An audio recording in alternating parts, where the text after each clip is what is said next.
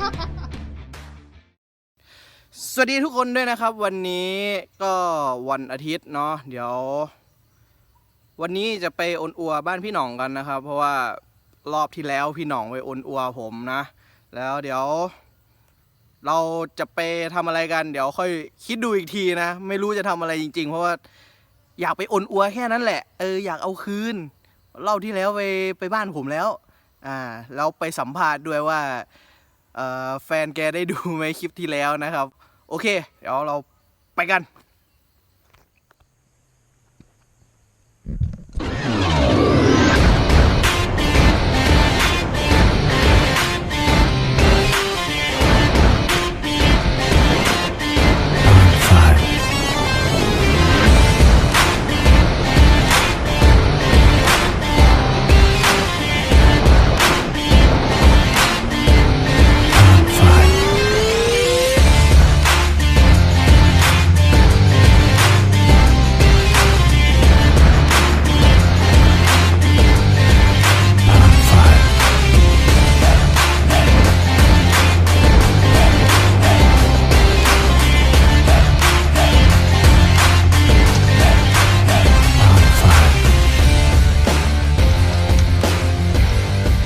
กอก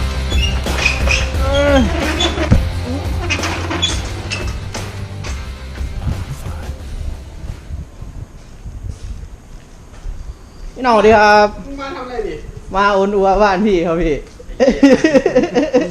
โอ้ ผมมาเอาคืนพี่กินข้าวไปยังเลยครับผมกินอะไรดีอะต้มตำไก่ทอดไหมได้หมดพี่ได้ผมตั้งใจจะมาอะไรเนี่ยมึงถ่ายด้วยเหรอถ่ายไว้ ยังไม่ได้ออกเลยไปคัดมาถ่ายอะไรดิโอ้แกนั่งดูก็ได้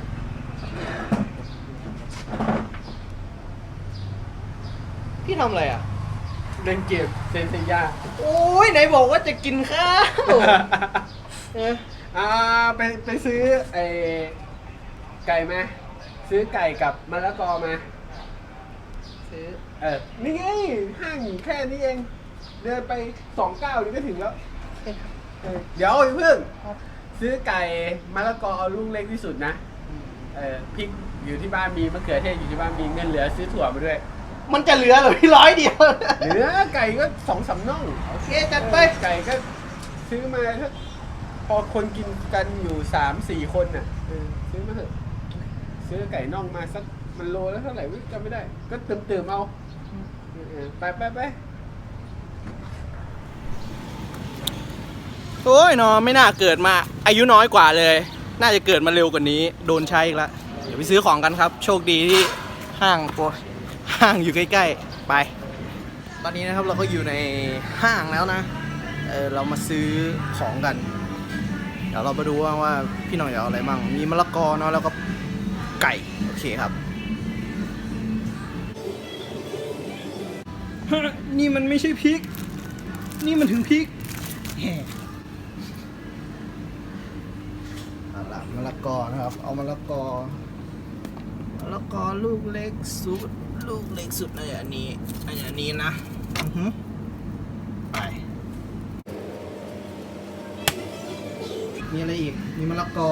มีถั่วฝักยาวเดี๋ยววางไว้ก่อน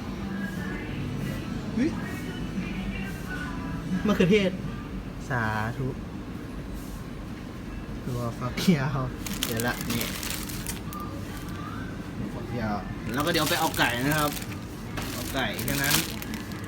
ไป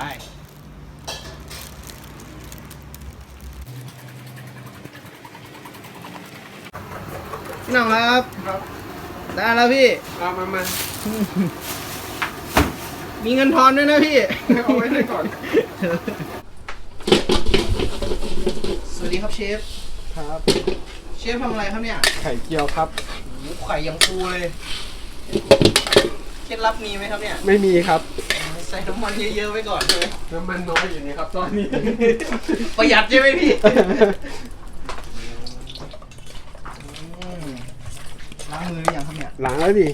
มือเปียกอยู่เปียกเกือบศอกดิไม่ใช่เปียกเหงื่อแล้วพี่ไม่ใช่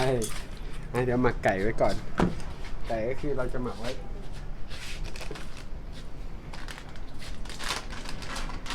อันนี้ นั่นคืออะไรครับ ขี้หนูไม่ใช่พริกไทยด ไข่ดำ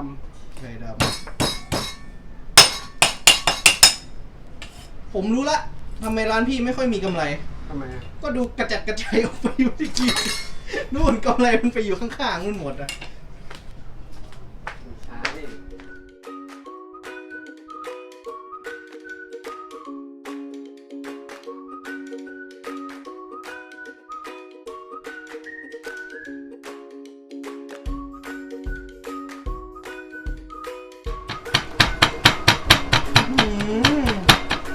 แลดูชำนาญในการทำ เฮ้ยทำไมร้อนวะ เฮ้ยอย่าพึ่งพี่อย่าพึ่ง อะไร ดูด้วยโอ้โหสุด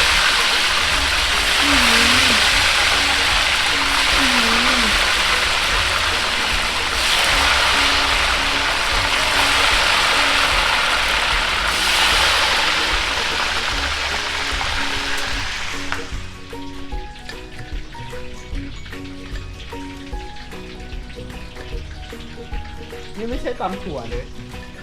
แต่ใส่ถั่วเยอะเป็นพิเศษ ทำไมพี่ ทำไมอะกูชอบกิน ผมนึกว่าจะบอกว่ามันถูก ตัวถุงละ6 บาทมะละกอเท่าไหร่30 กว่าบาท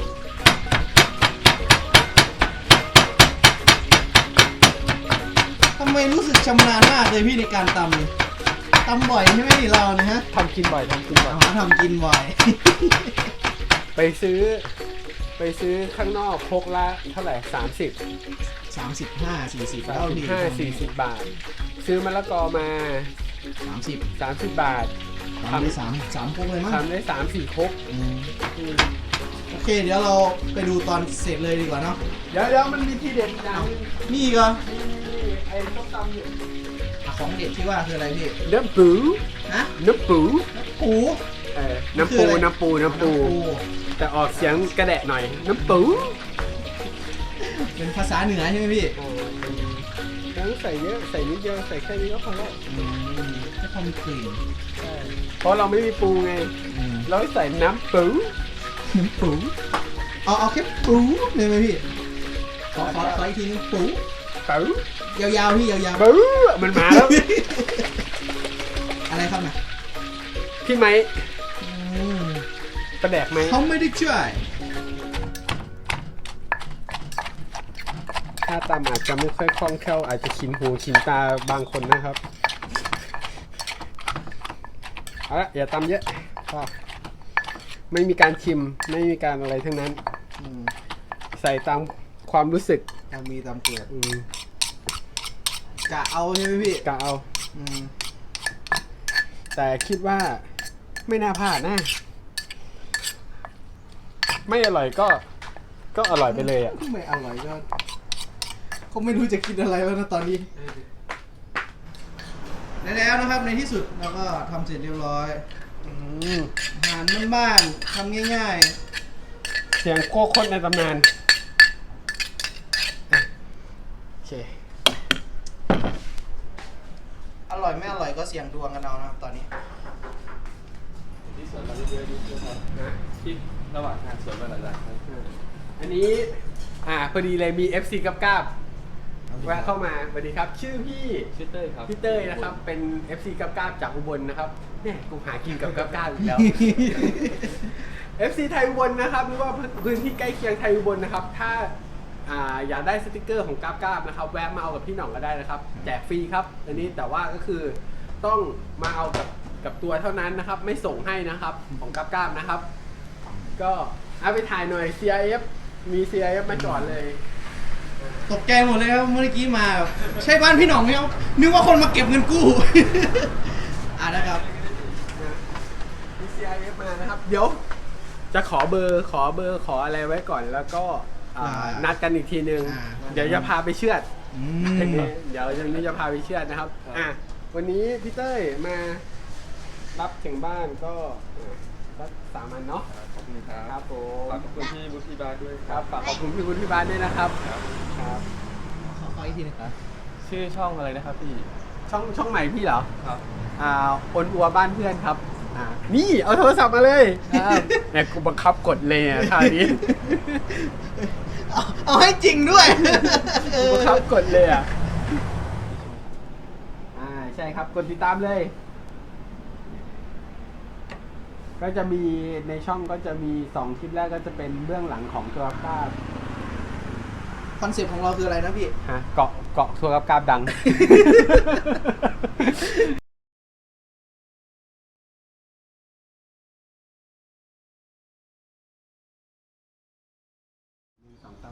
จากเมื่อกี้นะครับที่มี FC ทัวร์กราฟมาเข้ามาบุกนะครับ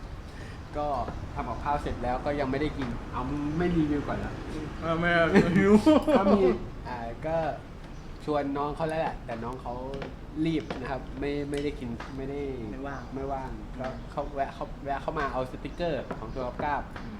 ก็พื้นที่ไทยอุบลหรือว่าข้างเคียงจังหวัดข้างเคียงก็แวะเข้ามาเอากับพี่น้องได้นะครับสติกเกอร์ทัวร์กราฟแจกฟรีครับผมขออนุญาตก่อนกินข้าวไม่ไหวแล้วหิวมากก็คือใช้ช้อนกลางทำไมมอนกินข้าวเสร็จแล้วมึงจะไปไหนต่อเนี่ย ก็ไม่รู้เหมือนกันอ่ะพี่ว่างไหมอ่ะ ก็ว่าจะพาครอบครัวไปเที่ยว ไปเที่ยวไหนครับ ก็ไปดูบั้งไฟพญานาคที่โขงเจียมแล้วก็พาพัตเตอร์ไปเล่นน้ำตกนิดๆหน่อย ไปด้วยดิพี่ ผมไปด้วยหน่อย ๆไอ้เหี้ยแม่งมาอวดรวยจริงๆเลยดิ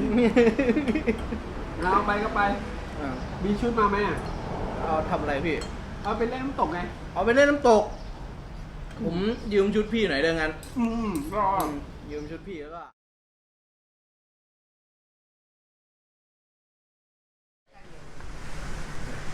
ไปครับพร้อมออกเดินทางกัน ไปพี่ มึงนี่อดอัวกูจริงๆเลยมอน วันเดียวน่ะเถอะ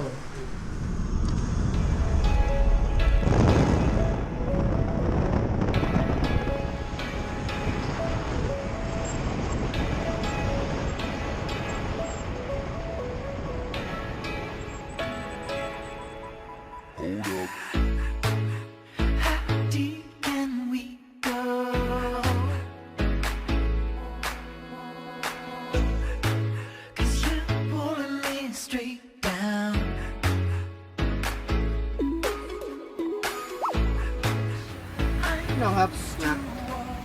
รถเป็นไรพี่ เช็คลมยางเฉยๆแหละ โอ้นึกว่าจะเป็นแบบเขาเรียกว่าอะไรนะ เป็นตามฉายาพี่น้องรถเสีย มันไม่เสียทุกคันหรอกมัน นี่ขนาดเอารถยนต์ไปใช่ไหมพี่ มันไม่เสียทุกคันหรอก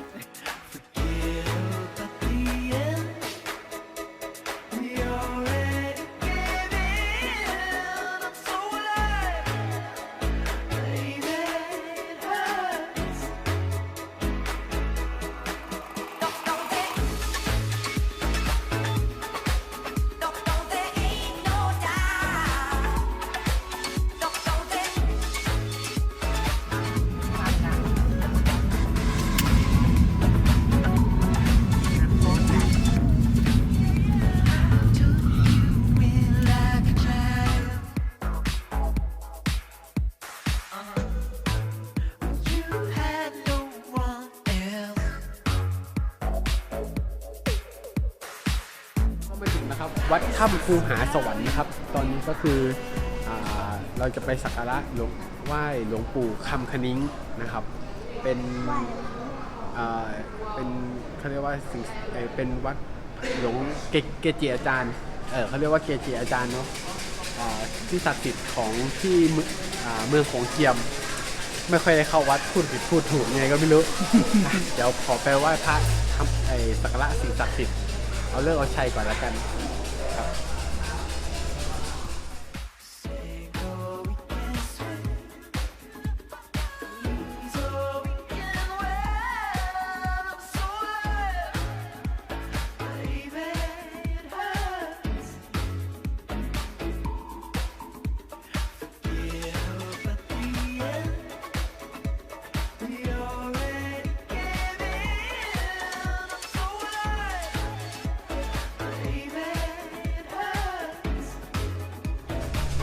เนี่ยครับเราก็จะมาไหว้สรีระสังขารหลวงปู่คำพนิ้งกันนะครับตามมาไม่รู้ว่าเขาจะให้ถ่ายหรือเปล่านะด้านบนที่เป็นโรงแก้วอยู่ด้านบน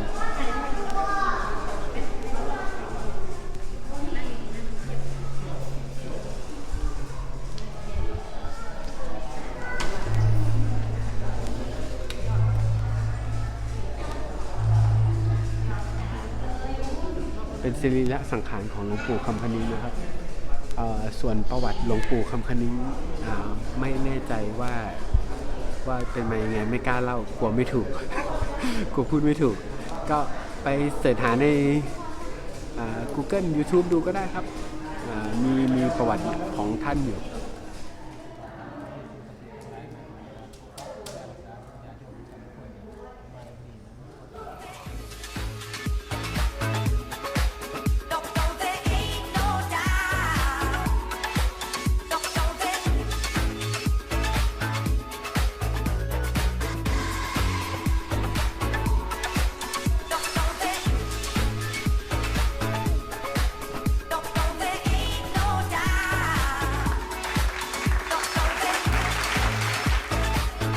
นี่เนาะ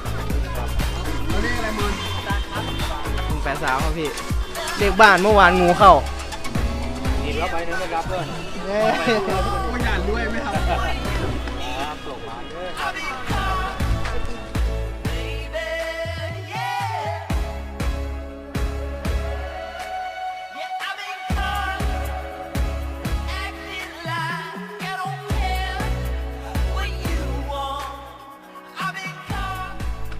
เราอยู่กันที่ไหนแล้วครับพี่ น้ำตกสร้อยสวรรค์ครับน้ำตกสร้อยสวรรค์นี่ก็คือบัตรผ่านเข้าอุทยานนะครับ สามารถเข้าที่ผาแต้มได้ด้วยน้ำตกแสงจันทร์ น้ำตกผาแต้มน้ำตกแสงจันทร์ ผาชนะใด ผาชนะใด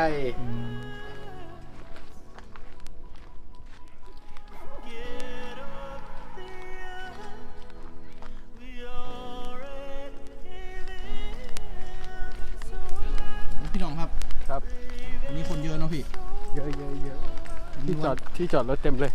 มันวันหยุดด้วยเหรอเนาะ วันนี้วันออกพรรษาด้วย เขาเที่ยวนี่เสร็จเขาก็คงจะไปดูบั้งไฟพญานาคกัน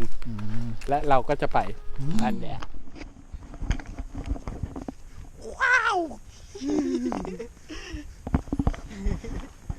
แล้วครับ ตอนนี้เราก็ถึงทางเข้าน้ำตกแล้วพี่น้องครับน้ำตกสร้อยสวรรค์ ผม เราเหนื่อยไหมพี่ ไง โคตรไกลเลย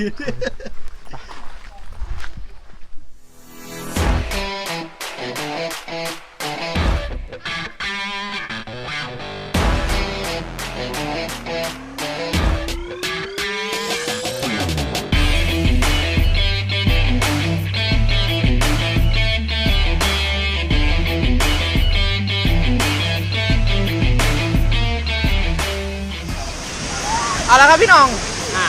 ครับ ตอนนี้เราก็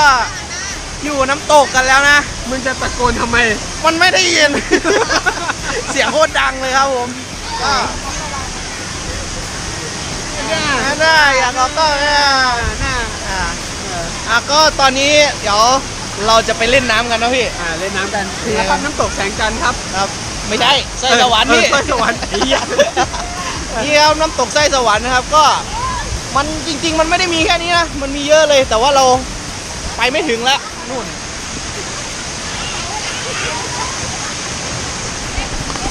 ก็เดี๋ยวค่อยๆเดินไปเอา ครับผม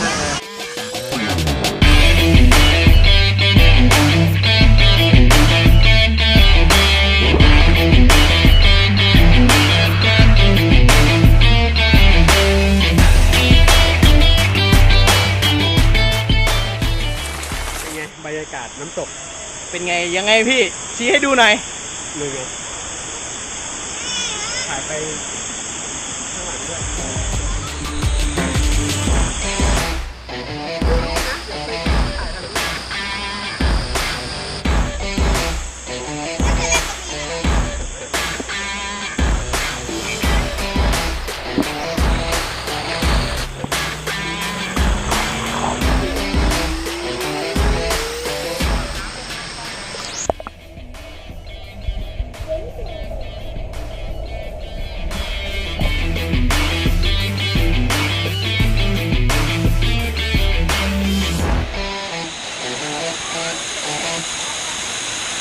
พี่น้อง นะ ผมขอถ่ายรูปหน่อย ก็ถ่ายดิ ไม่ใช่ถ่ายพี่ครับหลบไปพี่ เอามันก็ยัง หลบหลบไปนิดนึง ให้มันเนียนๆหน่อย เอางั้นใช่ไหม เอาไปเอามาเป็น FT กับก้าว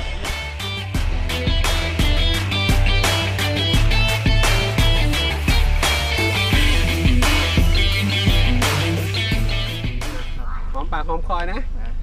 1 2 3ฮึบเอาเต้นไม่ได้เอาใหม่1 2 3ฮึบโอเคไปเก็บกล้อง พี่น้องจะซื้ออะไรนะ เอามัน ฮะ เอามัน มันมีขายเหรอพี่นี่มันอยู่ในป่าในดง เฮ้ยเดี๋ยวพาไปดูเอามันอีสาน อัลมอนด์อีสาน อ่า โอเคพี่ ข้าวแพงนี่แม่ปีนี้บอกบกอึดค่ะจ้า ครับพี่น้อง นี่ครับ บกหมากโบราณ มันคือ อัลมอน อัลมอนด์อีสาน บอกบก บักกระโบกบ้านเท่านี้แล้วเนาะ อันเนี้ยที่ญี่ปุ่นเขาเรียกว่ามันจิเมนโจ มันชิมินจูคืออะไรพี่ มันนก มันนกไม่เนาะ นกค่ะ เอาจริงๆจริงๆญี่ปุ่นมันจะเป็นอย่างเงี้ยคือ ใช่เหรอพี่ ใช่ไม่รู้กูมั่วเอา หาสาระไม่ได้เลยเนี่ย อย่าเชื่อ แต่ว่ามันเป็นมันที่เขาขุดออกมาแล้วคราวนี้เขาไปทำเป็นของหวานไง มันที่ไหนมันเกิดบนพื้นนะพี่มันก็ต้องขุดต้องขุดทุกอันไหม มีอยู่มันเกิดบนพื้นนะ มันอะไรพี่ ฮะ มันมองหน้าพี่แล้วผมก็รู้อ่ะ นี่แหละมันคล้ายๆกันมันคล้ายๆกัน หวานค่ะ ทำ แส ง่าย บ ๆ จ้ กั อง น จะเหนียว กินดิบได้ปะครับ ไม่ได้ค่ะอันนี้ข้าวทำมันหนามันกินได้ค่ะ แต่ว่ามันของญี่ปุ่นอะกินดิบได้เคยดูในสารคดี โอ้ได้หลายอย่างเนาะพี่เนาะจอดทีเดียวเนี่ย อันนี้คือ เดี๋ยวไม่โฟกัสโอ้ยของดีโฟกัสหน่อย แม่น้ำผึ้งแท้ มันคืออะไรครับพี่ แท้ค่ะเพื่อน มันคือตัวมิมอ่ะตัวมิม ตัวมิม อ่า มิมคืออะไรครับ พึ่งนั่นแหละ อ๋อมิม มิม บ้านผมเรียกมิม อันนี้เป็นน้ำผึ้งค่ะน้ำผึ้งว่าน่าจะเดือนหน้า มันอร่อย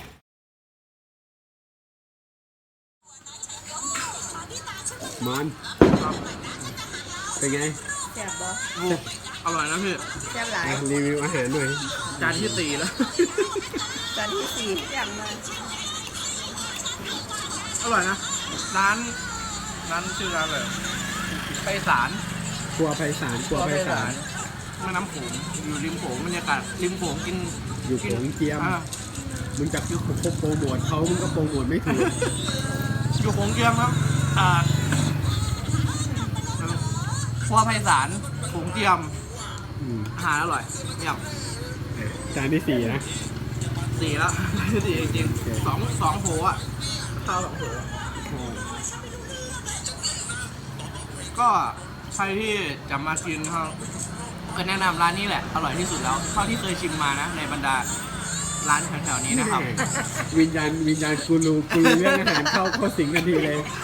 อร่อยจริงๆเท่าที่เหมือนแต่ว่าก็อร่อยอะเอาง่ายๆอร่อยกินต่อนะ โอเคโอ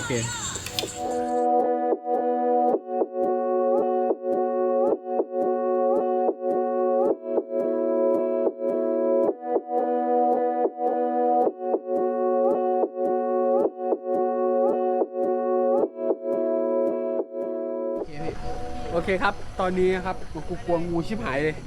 ตอนนี้เราจะมาดูบั้งไฟพญานาคกันนะครับ ที่อำเภอโขงเจียมบ้านตามุยนะครับเห็นเขาบอกว่าจะมีบั้งไฟพญานาคขึ้น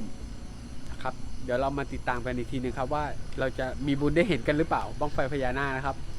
โอเคไปเดินทางคนโคตรเยอะเลยอ่ะ มาพี่ ก็เฮีย ถ่ายไม่ทัน ตกล เสีย ง ดาย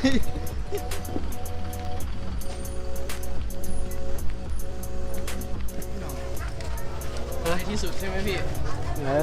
มันยังไม่สุด ยังไม่สุดอีกเหรอ เพราะว่า เราเดินมา3 กิโลเมตรแล้วนะพี่ มึงจะรู้ไหมว่ามึงจะได้ขึ้นดูตอนไหน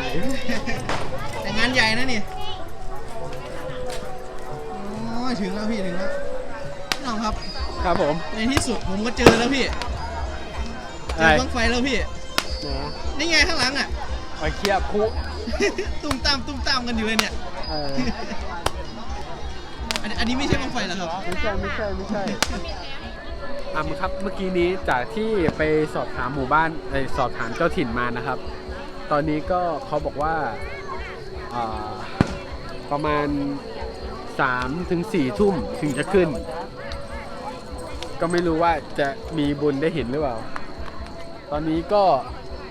ประมาณ2 ทุ่มเกือบ2 ทุ่ม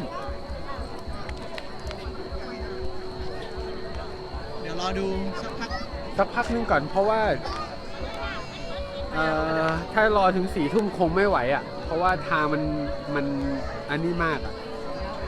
ทางมันเปี่ยวมากเลยแล้วก็ ได้ดูอันตรายเนาะแถวนี้ ดูอันตรายก็คือ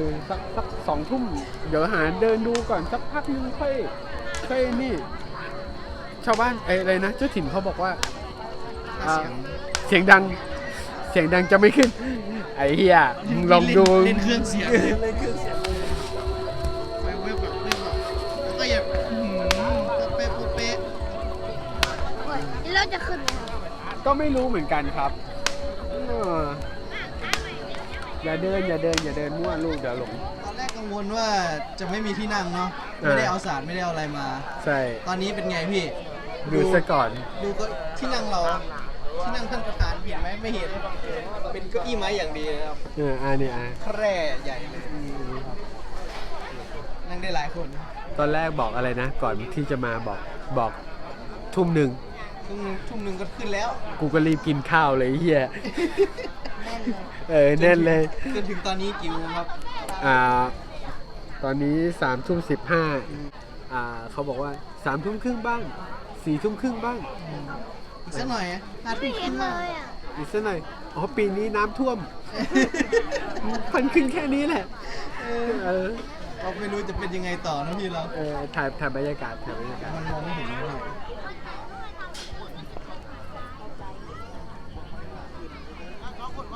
ในกล้องมองไม่ค่อยเห็นเนาะแต่ว่า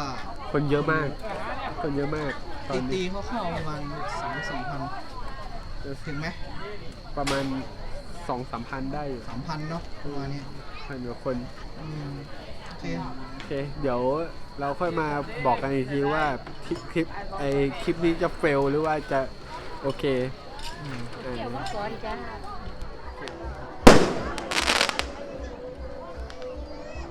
หมดแล้วทันไหม พันดอกเดียว โอเคครับทริปนี้ก็เป็นทริปพาครอบครัวมาเที่ยวนะครับ เป็นทริปออกพรรษา ว่าจะมาดูบั้งไฟพญานาคก็ตอนนี้ก็3 ทุ่มครึ่งละน้ำลดเยอะเกิน เห็นชาวบ้านเขาบอกว่าขึ้นน้อยขึ้นมาแค่2 ลูก 3ไม่ใช่ 3 ลูกเหรอ2-3 ลูกก็ไม่ได้เราก็ไม่เห็นเนาะถ่ายไม่ทัน ก็เป็นว่า เดี๋ยวปีหน้ามาใหม่ แต่ว่าที่นี่ก็มีนะครับที่โขงเจียมจังหวัดอุบลนะครับ ก็มี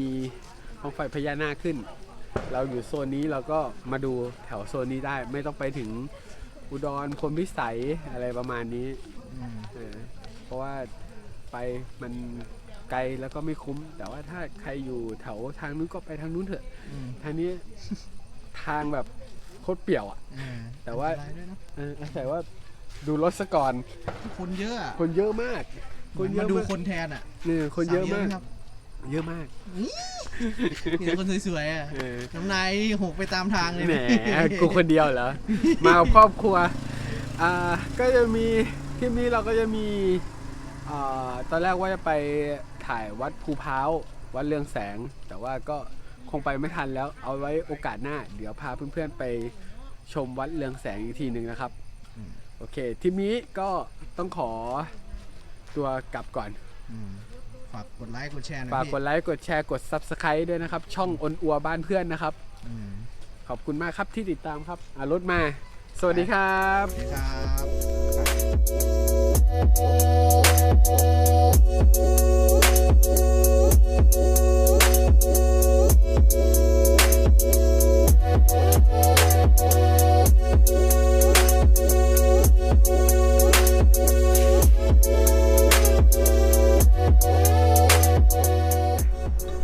อมรก่อนกลับบ้าน เสียงเสือเสียงเสือ เฮ้ยอ่ะ ขณะนี้เวลา5 ทุ่มครึ่ง หลังจากที่เราไปเสื้ออะไรนะ เฮ็ด เสื้อในสิ่งที่เฮ็ดในสิ่งที่เสื้อ 15 ค่ำเดือน 11 เห็นบอกว่าขึ้น2 ลูก ไม่เห็นสักลูกเลย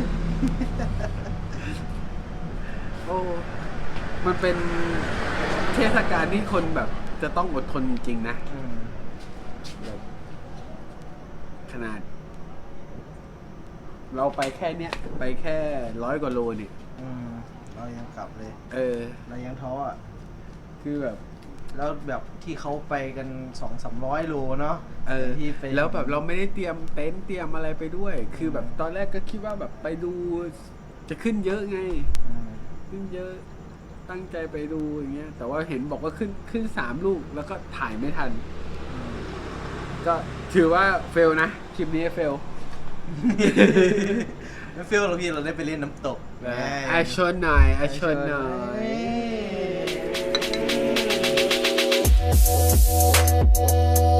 ย